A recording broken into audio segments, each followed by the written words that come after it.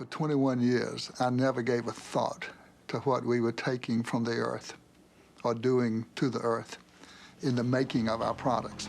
And then in the summer of 1994, we began to hear questions from our customers we'd never heard before. What's your company doing for the environment? And we didn't have answers.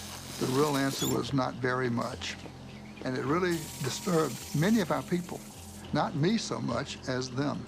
And a group in our research department decided to convene a task force and bring people from our businesses around the world to come together to assess our company's worldwide environmental position, to begin to frame answers for those customers. They asked me if I would come and speak to that group and give them a kickoff speech to launch this new task force with an environmental vision.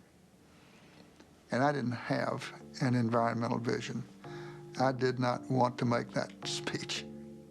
And at sort of the propitious moment, this book landed on my desk. It was Paul Hawkins' book, The Ecology of Commerce.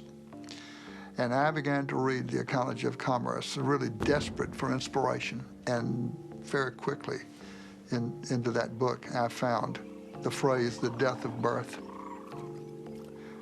It was E.O. Wilson's expression for species extinction, the death of birth, and it was a point of a spear into my chest. And I read on, and the spear went deeper, and it became an epiphanal experience, a total change of mindset for myself, and a change of paradigm. Can any product be made sustainably? Well, not any and every product. Unless we can make carpets sustainably, perhaps we don't have a place in a sustainable world, but neither does anybody else making products unsustainably.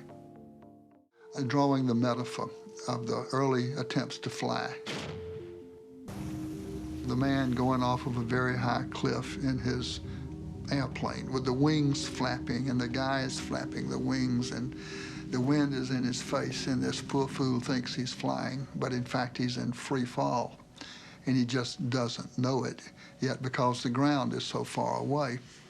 That's the way our civilization is. The very high cliff represents the virtually unlimited resources we seem to have when we began this journey. The craft isn't flying because it's not built according to the laws of aerodynamics, and it's subject to the law of gravity. Our civilization is not flying because it's not built according to the laws of aerodynamics for civilizations that would fly. And of course, the ground is still a long way away, but some people have seen that ground rushing up sooner than the rest of us have. The visionaries have seen it and have told us it's coming. There's not a single scientific peer-reviewed paper published in the last 25 years that would contradict this scenario. Every living system of Earth is in decline. Every life support system of Earth is in decline.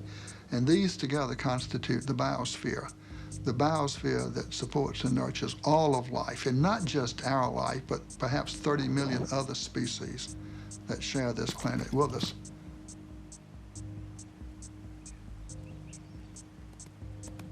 The typical company of the 20th century, extractive, wasteful, abusive, linear in all of its processes, taking from the earth, making, wasting, sending its products back to the biosphere, waste to a landfill. I myself was amazed to learn just how much stuff the earth has to produce through our extraction process to produce $1 of revenue for our company. When I learned, I was flabbergasted.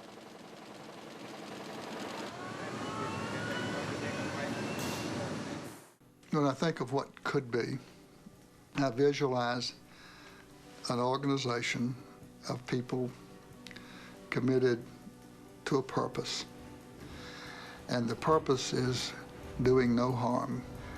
I see a company that has severed the umbilical cord to Earth for its raw materials, taking raw materials that have already been extracted and using them over and over again, driving that process with renewable energy. It is our plan, it remains our plan to climb Mount Sustainability.